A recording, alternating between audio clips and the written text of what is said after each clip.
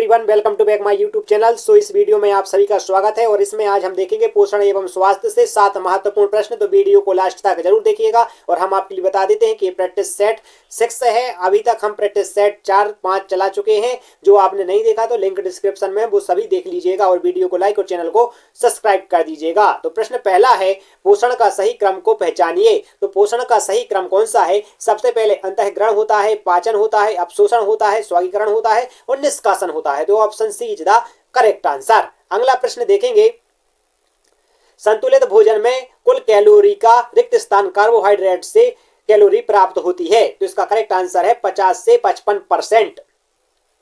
अगला प्रश्न है, निम्नलिखित में से कौन सा डाइसैकेराइड का रूप नहीं है? तो इसका करेक्ट आंसर हो जाएगा ऑप्शन डी, टाइलिन। क्या हो जाएगा? Option D, ptyalin. अगला प्रश्न हम देखेंगे, अगला प्रश्न है हमारा, इनमें से क्या कार्बोहाइड्रेट का एक महत्व नहीं है? देखिए, मानव शरीर को विटामिन की पूर्ति करना यह कार्बोहाइड्रेट का महत्व नहीं है। अगला प्रश्न है, किस वर्ष में प्रोटीन का सर्वप्रथम प्रयोग जेवर्जिलिस के द्वारा किया गया था? जेवर्जिलिस के द्वारा क्या उपयोग किया गया था? तो इसका करेक्ट आंसर है 1838 में, ऑप्शन बी। अगला प्रश्न है, निम्नलिखित में से प्रोटीन की कमी के कारण कौन सा रोग होता है? तो प्रोटीन की कमी से कौन सा रोग होता है? मैरास्म होता है। क्या होता है? मैरास्म। अगला प्रश्न है, मध्य प्रदेश में 313 विकास खंडों में कुल कितने समेकित बाल विकास परियोजनाएं संचालित हैं? तो कुल कितनी बाल विकास परियोजनाएं संचालित हैं? तो 453। इसका करेक्ट आंसर क्या हो जाएगा? 453। अगला प्रश्न है, नवीन शिक्षा 2020 किस पैटर्न पर आधारित है? तो नवीन शिक्षा किस पैटर्न पर? 5+3+3+4 इस पर आधारित है। तो ऑप्शन डी करेक्ट आंसर। इसके आगे बढ़ने के पहले हम आपको बताना चाहेंगे कि यदि आप 2017 के question paper, model question paper जो 2017 में हुए थे वो चाहते हैं तो आप द अमृत एजुकेशन एप्लीकेशन, जिसका लिंक डिस्क्रिप्शन में है, कमेंट वहां से क्लिक करके डाउनलोड कर लीजिएगा। और यदि आप टेस्ट लगाना चाहते हैं, जैसे कि एसएससी जीडी का टेस्ट देना चाहते हैं, ग्रुप डी का टेस्ट देना चाहते हैं, तो एप्लीकेशन जरूर डाउनलोड कीजिएगा। कैल्सीफेरॉल विटामिन किसमें घुलनशील होता है? तो कैल्सीफेरॉल विटामिन किसमें घुलनशील होता है? तो इसका करेक्ट आंसर है ऑप्शन सी, वसा में घुलनशील होता है। अगला प्रश्न है, जनन क्षमता की कमी, जनांग तथा पेशियों में कमजोरी सामान्यतः किस विटामिन की कमी के लक्षण हैं? तो इसका करेक्ट आंसर हो जाएगा विटामिन जो टोकोफेरॉल होता है उसकी कमी के कारण ये लक्षण होते हैं। अगला प्रश्न है, मानव नेत्र में आंसुओं में क्या पाया जाता है? तो जो आंसुआ होते हैं उनमें क्या पाया जाता है? तो उनमें पोटेशियम पाया जाता है। Option C correct answer. क्या पाया जाता है? पोटेशियम। अगला प्रश्न है, गर्भावस्था को कितने चरणों में बांटा गया है? तो 2, 3, 4, 5। तो बताइए कितने चरणों में बांटा गया है? तो 3 चरणों में बांटा गया है। Option B correct answer. अगला प्रश्न है, शिशुओं में विटामिन ए की कमी के कारण क्या होता है? तो देखिएगा, कोलेस्ट्रॉल एवं मां के दूध में कम पिलाया जाना। विटामिन ए कमी का कारण क्या क्या होता है? कम दूध पिलाया जाना, शिशु भोजन विटामिन ए युक्त खाद्य पदार्थ की कमी होना, शिशु को पतले दस्त होना, ये सभी कारण होता है। तो उपरोक्त सभी इसका करेक्ट आंसर हो जाएगा। इसकी यदि आप पीडीएफ चाहते हैं तो टेलीग्राम चैनल को जरूर सब्सक्राइब कर लें, लिंक डिस्क्रिप्शन में है। आहार में किसकी कमी से कब्ज व आंत का कैंसर होता है? तो आहार में किसकी कमी से? तो इसका करेक्ट आंसर हो जाएगा ऑप्शन बी, आहार में फाइबर की कमी से कब्ज व आंत का कैंसर होता है। इनमें से जल में घुलनशील रेशा कौन सा नहीं है? तो देखिए, जल में घुलनशील रेशा कौन सा नहीं है? तो इसका करेक्ट आंसर हो जाएगा ऑप्शन डी, लिग्निन। देखो, पेक्टिन, साइलिनियम और म्यूसिलेज ये सभी जल में घुलनशील हैं, बल्कि लिग्निन नहीं है। अगला है आपका प्रश्न है, निम्नलिखित में से कौन सा कारक गर्भावस्था को प्रभावित नहीं करता है? तो देखिए, माँ का स्वस्थ रहना प्रभावित करता है, माँ का आहार बिल्कुल प्रभावित करता है, माँ द्वारा शराब का सेवन करना बिल्कुल प्रभावित करता है, पिता द्वारा शराब का सेवन करना ये करेक्ट आंसर हो जाएगा, क्योंकि यह माँ के गर्भ को प्रभावित नहीं कर सकता। अगला प्रश्न है, एक धात्री माँ प्रतिदिन लगभग कितने मिलीग्राम कैल्शियम ग्रहण करती है? तो दोस्तों, कितना ग्रहण करना चाहिए? 1200 मिलीग्राम ग्रहण करना चाहिए। दोस्तों वीडियो पसंद आ रही है तो वीडियो को लाइक और चैनल को सब्सक्राइब जरूर कीजिएगा। 18वां प्रश्न है, रक्त में किसकी कमी से हाइपोनेट्रेमिया नामक रोग हो जाता है? देखिए, जब रक्त में किसकी कमी होती है? सोडियम की कमी होती है तो हाइपोनेट्रेमिया हो जाता है। अगला प्रश्न है आपका, नवजात शिशु की वृद्धि एवं विकास के लिए धात्री माँ को प्रतिदिन लगभग कितना अतिरिक्त प्रोटीन की आवश्यकता होती है? तो इसमें कितने प्रोटीन की आवश्यकता होती है? तो इसका करेक्ट आंसर है 13 से 17 ग्राम की प्रतिदिन आवश्यकता होती है। अगला प्रश्न है, निम्नलिखित में से किस पोषक तत्व को जीवन सत्व भी कहा जाता है? तो किस पोषक तत्व को कहा जाता है? तो 20 का करेक्ट आंसर क्या हो जाएगा? ऑप्शन डी, विटामिन को।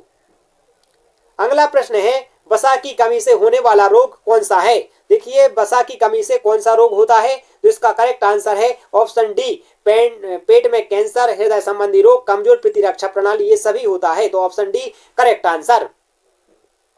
अगला प्रश्न है, निम्नलिखित में से कौन प्रोटीन के अच्छे स्रोतों में शामिल नहीं है? तो प्रोटीन के अच्छे स्रोतों में कौन सा शामिल नहीं है? घी शामिल नहीं है, जबकि सोयाबीन, मछली, दाल, ये सभी बहुत अच्छे प्रोटीन के स्रोत हैं।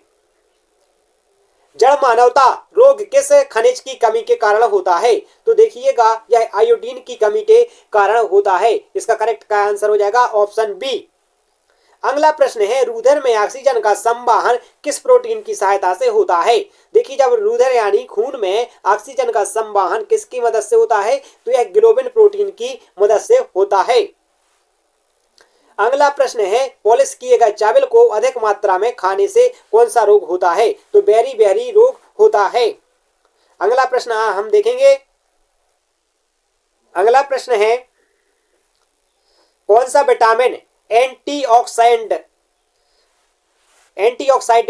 की तरह कार्य करता है? तो इसका करेक्ट आंसर है, कौन सा विटामिन है? तो इसका करेक्ट आंसर हो जाएगा ऑप्शन डी, सी विटामिन।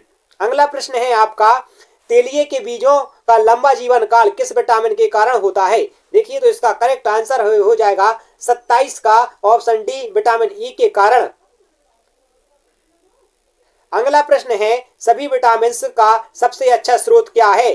तो आम, अनार, पपीता, कीवी। तो इसका करेक्ट आंसर हो जाएगा पपीते में सभी विटामिन अच्छे स्रोत हैं। ठीक है, पपीता एक बहुत अच्छा स्रोत है विटामिन का। प्रोटीन की खोज कब की गई थी? तो प्रोटीन की खोज ऑप्शन ए 1838, 1965, 1938, 1865। तो इसका करेक्ट आंसर हो जाएगा 29 का करेक्ट आंसर हो जाएगा ऑप्शन ए 1838 में। मनुष्य को किस प्रकार के वसा का सेवन करना चाहिए? तो मनुष्य को किस प्रकार के वसा का सेवन करना चाहिए? तो इसका करेक्ट आंसर हो जाएगा ऑप्शन ए, संतृप्त वसा का प्रयोग करना चाहिए, सेवन करना चाहिए। अगला प्रश्न है, दूध में पाया जाता है। दूध में क्या पाया जाता है? कार्बोहाइड्रेट, प्रोटीन, कैल्शियम, ये सभी। तो देखिए, दूध में अच्छा स्रोत है कार्बोहाइड्रेट, प्रोटीन, कैल्शियम, तीनों का। तो ऑप्शन डी करेक्ट आंसर। अगला प्रश्न है, हमारे जीवन में संरक्षात्मक खाद्य पदार्थ है। तो देखिएगा, हमारे जीवन में संरक्षात्मक पदार्थ क्या है? तो इसका करेक्ट आंसर क्या हो जाएगा? ऑप्शन सी, विटामिन एवं खनिज। अगला प्रश्न है, प्रोटीन में निम्नलिखित में से किसमें पाया जाता है? तो प्रोटीन किसमें पाया जाता है? मूंगफली में प्रोटीन पाया जाता है। ठीक है, इसका करेक्ट आंसर हो जाएगा मूंगफली। अगला प्रश्न है, प्रोटीन क्या है? प्रोटीन क्या है? तो यहाँ पर है पॉलीपेटाइटस और पॉलीएटर्स, पॉलीसेकेराइड्स। तो इसका करेक्ट आंसर क्या हो जाएगा? 34 का करेक्ट आंसर हो जाएगा ऑप्शन ए, पॉलीपेटाइट्स। अगला प्रश्न है, मशरूम से बहुतायत मिलता है। मशरूम में सबसे अधिक किसकी मात्रा होती है? तो इसका करेक्ट आंसर हो जाएगा, मशरूम में प्रोटीन की सबसे अधिक मात्रा होती है। आपका अगला प्रश्न है, बेरी रोग किस विटामिन की कमी से होता है? तो बेरी विटामिन किसकी कमी से होता है? तो इसका करेक्ट आंसर है, बेरी रोग विटामिन बी की कमी से होता है। दोस्तों, अभी तक आपने क्लास को लाइक नहीं किया तो लाइक कीजिएगा और चैनल को सब्सक्राइब जरूर कीजिएगा। निम्नलिखित में से कौन सा में संचित किया जा सकता है? देखिए, निम्नलिखित में से कौन सा विटामिन संचित किया जा सकता है? तो इसका करेक्ट आंसर है, कौन सा विटामिन संचित किया जा सकता है? तो इसका करेक्ट आंसर हो जाएगा 37 का option A, vitamin A. Next प्रश्न है निम्नलिखित में से कौन सा तत्व मानव शरीर में नहीं पाया जाता है। तो मानव शरीर में कौन सा तत्व नहीं पाया जाता है, सीसा नहीं पाया जाता, जबकि तांबा, आयोडीन, जिंक ये सभी पाए जाते हैं। अगला प्रश्न है निम्नलिखित में से किस विटामिन की कमी के कारण मसूड़ों से रक्त आता है एवं दांत हिलने की समस्या होती है। तो इसका करेक्ट आंसर है किस विटामिन की कमी से, तो ऑप्शन बी विटामिन सी की कमी से। लोहे आवश्यक है, लोहे आवश्यक है किसके लिए आवश्यक है, हीमोग्लोबिन आरबीसी के निर्माण के लिए, सामान्य स्वस्थ बने रहने के लिए, शरीर में ऊतकों एवं ऑक्सीजन पहुंचाने के लिए। तो लोहे सभी के लिए आवश्यक है, तो ऑप्शन डी करेक्ट आंसर।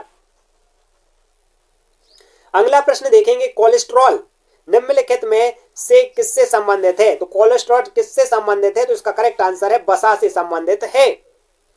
अगला प्रश्न है विटामिन ए का रासायनिक नाम क्या है। तो विटामिन ए का रासायनिक नाम क्या है, बायोटिन है। क्या है, बायोटिन विटामिन ए का रासायनिक नाम पूछा गया तो रेटिनॉल विटामिन ए का रासायनिक नाम है। अगला है विटामिन ई की कमी से होने वाला रोग कौन है। देखो विटामिन ई की कमी से कौन सा रोग होता है, तो जनन क्षमता में कमी आती है विटामिन ई की कमी से। राष्ट्रीय टीबी नियंत्रण कार्यक्रम कब शुरू किया गया। तो राष्ट्रीय टीबी नियंत्रण कार्यक्रम कब शुरू किया गया, तो यह किया गया 1997 में शुरू किया गया। अगला प्रश्न है आपका निम्नलिखित में से कौन सा विटामिन ए का उच्चतम स्रोत है। तो विटामिन ए का उच्चतम स्रोत क्या है, तो इसका करेक्ट आंसर हो जाएगा ऑप्शन सी गाजर। गाजर में पर्याप्त मात्रा में विटामिन ए पाया जाता है। निम्नलिखित में से कौन सा विटामिन वसा में विलेय नहीं है। तो देखिए वसा में विलेय कौन सा नहीं है, तो इसका करेक्ट आंसर क्या हो जाएगा, ऑप्शन डी विटामिन सी, जो कि वसा में विलेय नहीं है। अगर एक व्यक्ति रिकेटस से पीड़ित है तो उसमें कमी होती है। देखिएगा उसमें किससे विटामिन की कमी होगी, यदि रिकेट्स से पीड़ित है तो इसका करेक्ट आंसर हो जाएगा ऑप्शन सी विटामिन डी की कमी होती है। अगला प्रश्न है विटामिन B12 का रासायनिक नाम क्या है। तो विटामिन बी का रासायनिक नाम क्या है, विटामिन B12 का रासायनिक नाम, इसका करेक्ट आंसर हो जाएगा ऑप्शन ए कोबालामिन। अगला प्रश्न है निम्नलिखित में से सबसे मीठी शर्करा कौन सी है। तो सबसे मीठी शर्करा कौन सी है, तो इसका करेक्ट आंसर हो जाएगा ऑप्शन ए सुक्रोज। अगला प्रश्न है दूध में निम्न में से कौन सा प्रोटीन शर्करा युग्म होता है। तो दूध में कौन सा होता है, तो इसका करेक्ट आंसर हो जाएगा ऑप्शन बी कैसीन और लैक्टोज। अगला प्रश्न है निम्नलिखित में से कौन सा रेशेदार प्रोटीन है। तो ऑप्शन है हीमोग्लोबिन, कैटेरिन, एल्ब्यूमिन और एंजाइम। तो इसका करेक्ट आंसर हो जाएगा इनका ऑप्शन बी कैटेरिन। अगला प्रश्न है हमारे शरीर को ऊर्जा निम्न में से कौन देता है। तो हमारे शरीर को ऊर्जा कौन देता है, तो इसका करेक्ट आंसर हो जाएगा कार्बोहाइड्रेट ऊर्जा प्रदान करता है हमारे शरीर को। उस विटामिन का नाम बताइए जो किसी भी मांसाहारी भोजन में नहीं मिलता है। तो ये ऐसा विटामिन है जो किसी भी मांसाहारी भोजन में नहीं मिलता है, विटामिन सी। विटामिन B12 में कौन सी धातु आयन उपस्थित रहता है। तो इसका करेक्ट आंसर हो जाएगा चंदन का ऑप्शन ए कोबाल्ट। दोस्तों अभी तक आपने चैनल को सब्सक्राइब नहीं किया है तो सब्सक्राइब कर लीजिएगा, क्योंकि यह चैनल आपकी पढ़ाई को बहुत बेहतर बनाने वाला है। मानव शरीर में संक्रमण को रोकने में मदद करने वाला सबसे अच्छा विटामिन कौन सा है। तो इसका करेक्ट आंसर हो जाएगा 55 का correct answer option B vitamin C.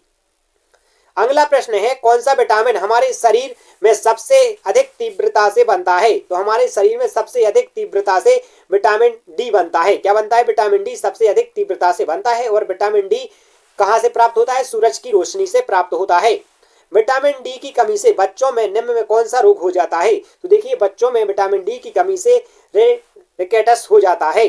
अगला प्रश्न है निम्नलिखित में से कौन सा प्रोटीन नाखूनों में पाया जाता है। तो हमारे नाखूनों में कौन सा प्रोटीन पाया जाता है। तो इसका करेक्ट आंसर हो जाएगा ऑप्शन बी कैरेटिन। अगला प्रश्न है आपका निम्नलिखित में से सामान्यतः किस पोषक तत्व की कमी के कारण घेंगा रोग होता है। तो देखिए किस पोषक तत्व की कमी के कारण घेंगा रोग हो जाता है। तो इसका करेक्ट आंसर हो जाएगा आयोडीन की कमी से घेंगा रोग हो जाता है। लास्ट प्रश्न है जिसका आंसर आपके लिए कमेंट में देना है। तो लास्ट प्रश्न है और इसका आंसर आपके लिए एप्लीकेशन द अमृत एजुकेशन पर मिल जाएगा और इसका आंसर आपको टेलीग्राम चैनल पर भी मिल जाएगा। तो आप वहां जाकर इसका आंसर सही जान सकते हैं। तो लिंक डिस्क्रिप्शन में है। और 2017 के मॉडल पेपर जो एग्जाम के प्रीवियस ईयर क्वेश्चन पेपर है वो 2017 के आपको अमृत एजुकेशन एप्लीकेशन पर मिल जाएंगे। लिंक डिस्क्रिप्शन में है। या टेलीग्राम द अमृत एजुकेशन भी ज्वाइन कर सकते हैं। और इसका आंसर आपको कमेंट में देना है कि तंतु आहार में शामिल क्या है। ऑप्शन ग्लाइकोजन, प्रोटीन, सिलुकोज और वसा। तो इसका करेक्ट आंसर आप कमेंट कर दीजिएगा। चैनल को सब्सक्राइब और जो बाकी की क्लासें हैं वो भी देख लीजिएगा। लिंक डिस्क्रिप्शन में मिल जाएगा सभी क्लासों का। मिलते हैं नेक्स्ट क्लास के साथ। जब तक के लिए जय हिंद, जय भारत।